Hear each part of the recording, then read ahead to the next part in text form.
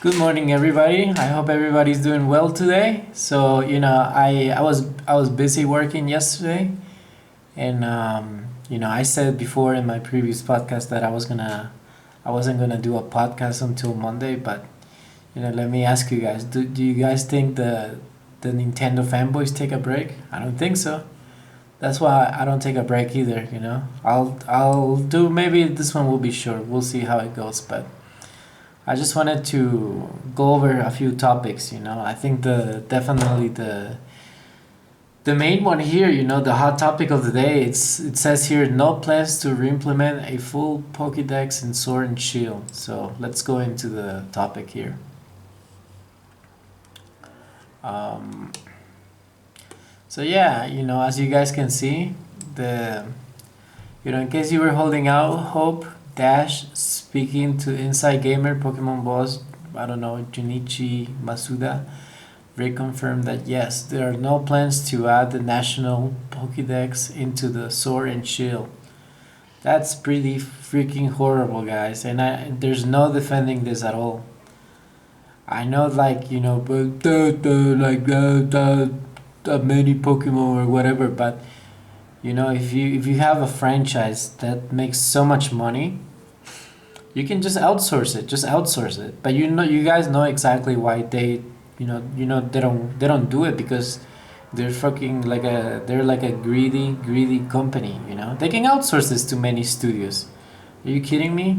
You can just out. You can look if um, give me the direction of that company. I'll outsource it to India animators, or like Thai or like Southeast Asian animators that you can just pay them like cheap, and they'll do just as good. I'll probably give them a better job, than these cunts. So it's just like it is a bit frustrating, guys, because I was actually looking forward to this game.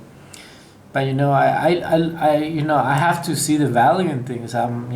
Since it's your money, guys, that you're spending. You have to see the value. You have to see the value there. $60.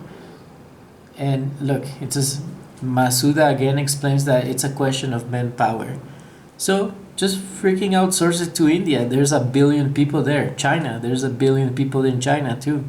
Half of the world population is in China and India. So there's probably millions of animators, and you can just pay them like, one third of what you pay your Japanese animators, and then that should be fine. Hopes to play at the concession. We encourage people use the Pokemon Hub to collect their Pokemon from all games there. From there, they might be able to take it to other games in the future. So take care of your old Pokemon, because you might be able to go out with them again in the future. What a bastard this Masuda guy is. Because they can do it, guys. If it was like a small studio, if it was a small like development team, I would completely understand, But like these guys are just like ridiculous, I think, Um, he's just reiterating.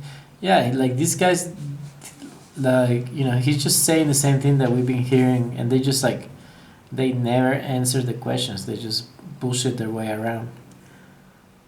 And of course, Ice Witch, the troll here, the Nintendo fanboy, is like, I don't care. 400 is plenty of Pokemons to choose from.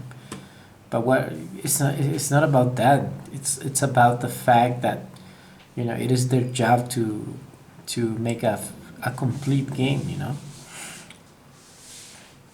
And of course, a lot of shilling here, and shilling for free. That's the sad part. If these guys were getting paid, I would be like, okay, like this is like understandable, but shouldn't matter. The content is before or after the credits. 2 hour post game story, raid battles, completing text battle tower, and online play. I mean, I show you guys the animations. They're just really, really low quality when you compare to other developers that don't have the same resources as these people. So a lot of people here, they just they know, like, they're lazy. Giga Raver here is like it's a foregone conclusion that GameFreak needs to change and rethink how they're doing things.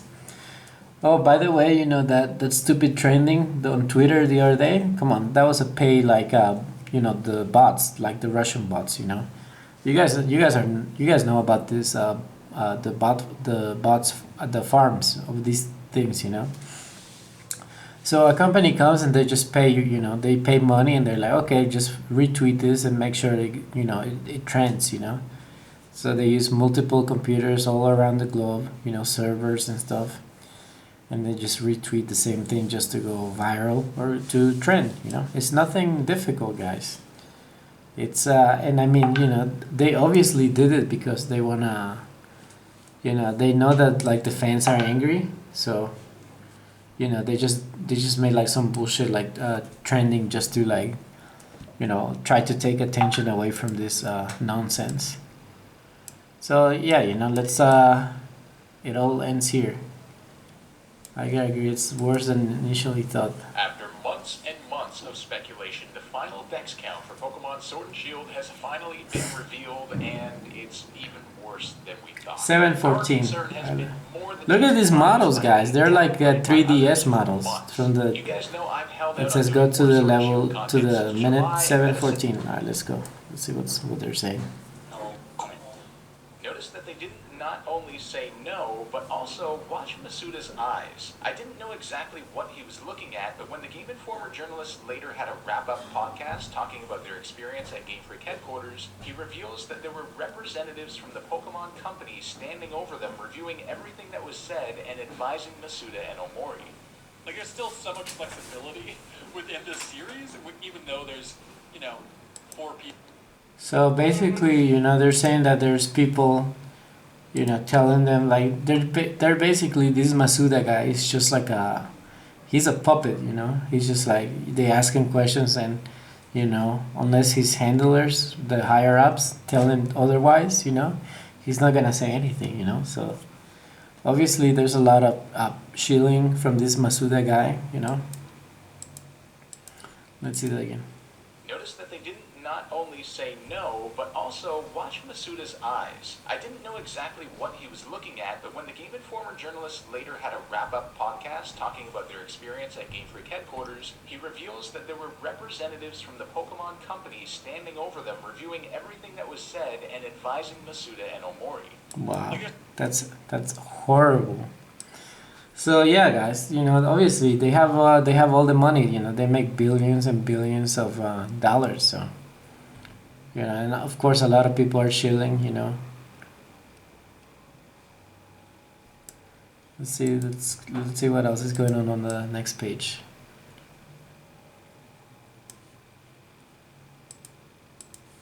Alright, I'm done with this guys. I want to see what else they're like talking about. So, the Death Stranding seems to be dying a bit, I think it's still gonna be going on for a while, but, oh yeah, let's look at this Game Boy Retro Collection update. So, it says blog facts topic. So I picked up Pokemon Silver Crystal. Crystal was pretty good. I like that one. That one was amazing. Golden Sun. Oh, you guys gotta play the Golden Sun if you haven't. These two here are just the best RPGs, I think. Mega Man, Kingdom Hearts, that one, Castlevania. I was never able to get into those Castlevania games, guys. I don't know. Maybe I'll give them a try. How did you know the Fire Red was fake? Ooh, they were selling fake copies. That's pretty terrible. It was this troll Ice Witch. I guess she or he makes good topics every once in a while, huh? Guys. I'm using a different camera right now, so I don't know how long it's recording, but let's see what else. I'm probably gonna just touch another subject here on the board. Oh yeah, actually, let's go into the social board, guys.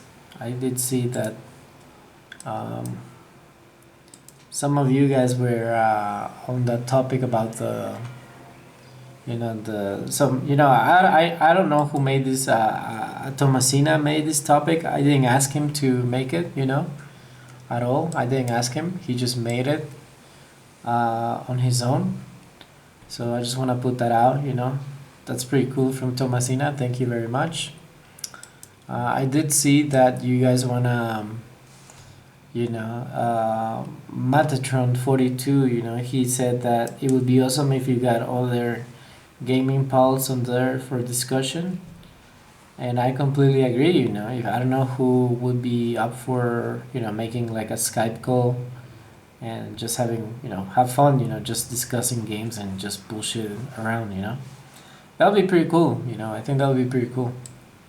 So let me know if anyone's up for it, I'm on what time zone am I in? I have to look that up. But I'm in like on the same time. Well, I mean, I can do Eastern Coast time. That would be fine. So just I was in Australia last year, so that would have been a lot more difficult to do the podcast. Just because they're like, I don't know, 18 hours in the future or something like that. So that was pretty terrible. But yeah, And then Sember Constanza said that at work our meetings always start with a quick safety point. The podcast can have thinkers, but what would you guys want me to say? I can just say, whatever nonsense you guys, I don't know, So just whatever you guys, any suggestions, But I think more importantly is that if anybody wants to do the podcast and just, we can just kind of like, I would do the, play games online. I did that, when I held the Smash tournament. That was pretty good. But I don't have my Switch at the moment. My friend has it, like I said in my previous videos. I don't have my PS4 and my Vita right now. I'll probably get the Switch back when Animal Crossing comes out. Just because I beat every single Switch game that I bought, and I'm like, I'm having more fun with I'm still like trying to beat The Last of Us.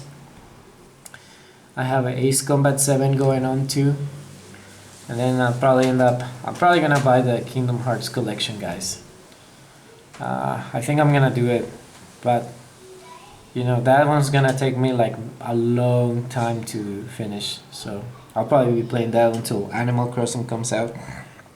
Then I'll get my Switch back, because that's day one for me. So, but yeah, I think that's about it for today, guys.